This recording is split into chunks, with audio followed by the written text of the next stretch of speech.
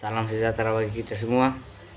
Sini saya akan menerangkan sedikit yang saya ketahui tentang pelajaran doktrin di bagian bab 2 yang berjudul kelelahan. Saya akan menerangkan sedikit yang saya ketahui tentang kelelahan. Hanya ada satu Allah di dunia ini, yaitu Bapa, Anak, dan Roh Kudus. Satu kesatuan dari tiga pribadi abadi. Allah yang abadi, Maha Kuasa, Maha Tahu di atas segala-galanya, dan Maha Hadir. Ia tidak mengenal batas dan di luar kemampuan pemahaman manusia, namun dapat dikenal karena pernyataan dirinya sendiri. Ia layak disembah untuk selama-lamanya, dipuja dan dilayani oleh makhluk ciptaannya. Pengetahuan tentang Allah. Banyak teori yang mencoba menjelaskan tentang Tuhan, dan banyak argumen tentang Dia dan melawan keberadaannya. Hal ini menunjukkan bahwa pengetahuan dan pencarian manusia tidak dapat menembus yang ilahi. Salah satu perintah paling mendasar dari kitab suci adalah mengasihi Tuhan Allahmu dengan segenap hatimu dan dengan segenap jiwamu dan segenap akal budimu. Kita bisa buka Alkitab kita di dalam Matius 22 ayat 37 dan Ulangan 6 ayat 5. Kita lanjut yang bagian keberadaan Tuhan. Ada dua sumber utama bukti keberadaan Allah, yaitu dari buku Alam dan kitab suci. Bukti dari penciptaan. Setiap orang dapat belajar tentang Tuhan melalui alam dan pengetahuan manusia.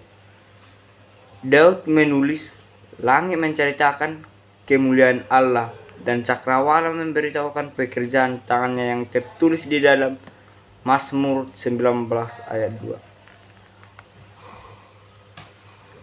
Yang kedua, bukti dari kitab suci. Alkitab tidak membuktikan keberadaan Allah. Alkitab menganggapnya ada. Ayat pembukaannya menyatakan, pada mulanya Allah menciptakan langit dan bumi, yang tertulis di dalam Alkitab kita, Kejadian 1 ayat 1. Alkitab menggambarkan Tuhan sebagai pencipta, pemelihara, dan penguasa diri semua ciptaan. Pernyataan Allah melalui ciptaan sangat kuat, sehingga tidak ada alasan untuk ateisme, yaitu muncul dari penindasan terhadap kebenaran ilahi atau dari pikiran yang menolak untuk mengakui bukti bahwa Allah ada. Ya, bisa buka Alkitab kita di dalam Mazmur 14 ayat 1 dan Roma 1 ayat 18 sampai 28. Ada cukup bukti tentang keberadaan Allah untuk meyakinkan siapa saja yang dengan serius berusaha menemukan keberadaan tentang Dia. Namun iman adalah prasyaratnya, karena tanpa iman tidak mungkin orang berkenan kepada Allah. Iman kepada Tuhan, bagaimanapun itu bukan buta. Ini didasarkan pada bukti yang cukup yang ditemukan dalam pernyataan Allah melalui kitab suci dan melalui alam. Kita lanjut di dalam Allah dalam kitab suci. Allah mengungkapkan sifat-sifat penting Allah melalui nama-nama, kegiatan, dan atributnya. Yang pertama kita bahas nama-nama Tuhan. Namanya kudus dan pemazmur. Menyaksikan di dalam, kita bisa buka Mazmur 111 ayat 9. Dan berseru kepada umat Allah untuk bermazmur bagi nama Tuhan yang maha tinggi, dan biarlah semuanya memuji Tuhan, sebab hanya namanya saja yang tinggi luhur. keagungannya mengatasi bumi dan langit. Kita bisa baca Mazmur 148 ayat 13. Nama-nama lain mengungkapkan kesedihan Tuhan untuk menjalin hubungan dengan umat manusia. Shaddai atau Maha Kuasa dan El Shaddai atau Tuhan yang Maha Kuasa menggambarkan Tuhan yang Maha Kuasa, sumber dari setiap berkat dan penghiburan. Namun Yahweh juga disebutkan Yehuwa atau Tuhan, menekankan sifat kehadiran Allah dan kesetiaan para perjanjian serta kasih karunia-Nya. Kita bisa baca Alkitab kita di dalam Keluaran 15 ayat 2 sampai 3 dan Hosea 12 ayat 5 sampai 6. Kita lanjut. Kecuali untuk Bapa, nama-nama dalam perjanjian baru untuk Tuhan membawa arti yang setara dengan perjanjian lama. Dalam perjanjian baru, Yesus menggunakan Bapa untuk membawa kita ke dalam hubungan yang dekat dan pribadi dengan Allah. Yang tertulis kita bisa baca Alkitab kita Matius 6 ayat 9 dan Galatia 4 ayat 6. Itu ayat-ayat pendukung, tapi masih banyak lagi ayat pendukung yang mungkin kita bisa pelajari dalam Alkitab kita. Kita lanjut di dalam kegiatan-kegiatan Tuhan. Para penulis menggunakan lebih banyak waktu untuk menggambarkan kegiatan Allah daripada keberadaannya. Dia diperkenalkan sebagai pencipta. Kita bisa tahu dia adalah seorang pencipta yang telah kita tahu dia telah menuliskan di dalam kitab sucinya, yaitu Alkitab, di dalam Kejadian 1 ayat 1 dan Mazmur 24 ayat 1 sampai 2. Penolong dunia dan penebus dan juru selamat. Itulah kegiatan Tuhan, yaitu seorang penolong, penopang dunia, pencipta, juru selamat, dan membawa beban bagi akhir manusia. Dia membawa beban kita. Itulah kegiatan-kegiatan Tuhan. Membawa kesengsaraan atau penderitaan atau perbuatan dosa yang telah kita perbuat. Tuhan telah menanggung. Itulah tugas Tuhan. Kegiatan-kegiatan Tuhan menanggung segala dosa yang telah kita perbuat. Kita lanjut lagi ke dalam ciri-ciri Tuhan. Di para penulis Alkitab memberi informasi tambahan tentang esensi Allah melalui kesaksian tentang ciri-ciri keilahiannya. Ciri-ciri Tuhan yang tidak dapat diungkapkan terdiri dari aspek sifat ilahinya yang tidak diberikan kepada makhluk-makhluk ciptaannya. Tuhan itu ada dengan sendirinya karena Ia memiliki hidup dalam dirinya sendiri. Kita bisa buka Alkitab kita Yohanes 5 ayat 26. Dia independen dalam kehendaknya dan berkuasa.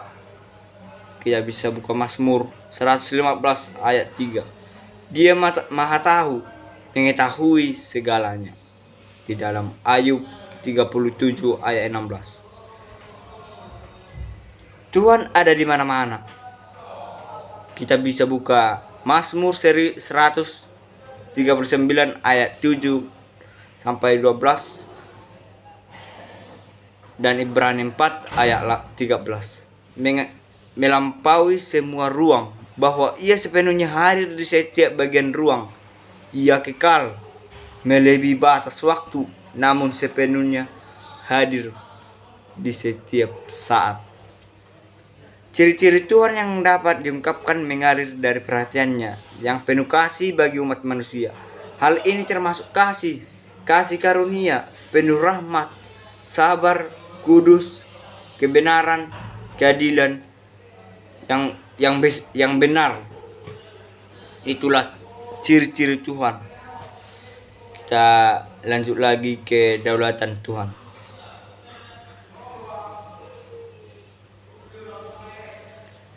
Alkitab dengan jelas mengajarkan kedaulatan Tuhan. Ia berbuat menurut kehendaknya, dan tidak ada seorang pun yang dapat menolak tangannya. Sebab kita bisa baca di dalam Daniel 4 ayat 35, sebab engkau telah menciptakan segala sesuatu, dan oleh karena kehendakmu semuanya itu ada dan diciptakan. Tuhan melakukan apa yang dikehendakinya di langit dan di bumi. Kita bisa lanjut di predestinasi dan kebebasan manusia. Kata kerja predestinasi berarti menentukan sebelumnya. Beberapa orang mengangkat ayat-ayat ini mengajarkan bahwa Allah secara sewenang-wenang memiliki beberapa orang untuk diselamatkan dan yang lain untuk dihukum, terlepas dari pilihan mereka sendiri. Tetapi mempelajari konteks dari pasal ini menunjukkan bahwa Paulus tidak berbicara tentang Allah yang berubah-ubah, yang mengecualikan siapapun.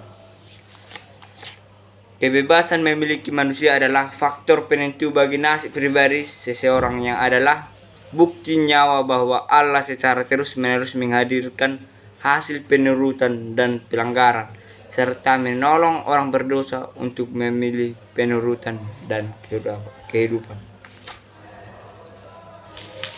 Kita lanjut juga di dalam dinamika dalam kelelahan.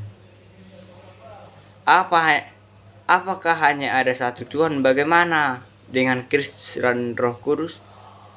Satu kesahan Tuhan.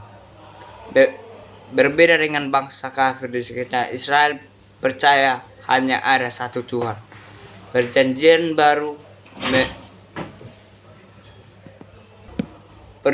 baru menekankan hal ini yang sama pada kesatuan Allah. Penekanan monoteistik ini tidak bertentangan dengan konsep Kristen tentang Allah Tritunggal atau Trinitas, Bapa, Putra, dan Roh Kudus. Sebaliknya, ini menegaskan bahwa tidak ada panteon dari berbagai dewa. Fokus keselamatan. Dalam nama ketiga kuasa besar inilah Bapa, Anak, dan Roh Kudus. Mereka yang menerima Kristus oleh imam yang hidup dibaptiskan, dan kuasa-kuasa ini akan bekerja sama dengan warga negara surga yang menurut dalam usaha mereka untuk menghidupkan kehidupan baru dalam Kristus. Gereja mula-mula membaptiskan orang percaya di dalam nama Bapa, Anak, dan Roh Kudus. Yang tertulis kita bisa baca di dalam Matius 28 ayat 19. Tetapi Kristus adalah pengantara antara Allah dengan kita manusia, menyatukan kita dengan kelelahan. Bahwa kita mungkin sudah tahu bahwa Yesus adalah jalan dan kebenaran dan hidup, yang tertulis di dalam Yohanes 14 ayat 6. Kristus menjadi yang membenarkan dan menguruskan dan menebus kita. Kristus adalah pembenar kita dan pengurus kita dan penebus bagi keselamatan kita. Satu-satunya Allah yang besar adalah Allah yang disalibkan. Kristus mengungkapkan kepada alam semesta kasih kelelahan yang tak terbatas dan kuasa yang menyelamatkan. Jadi sedikit yang saya ketahui tentang kelelahan bab 2 di dalam doktrin 28 doktrin.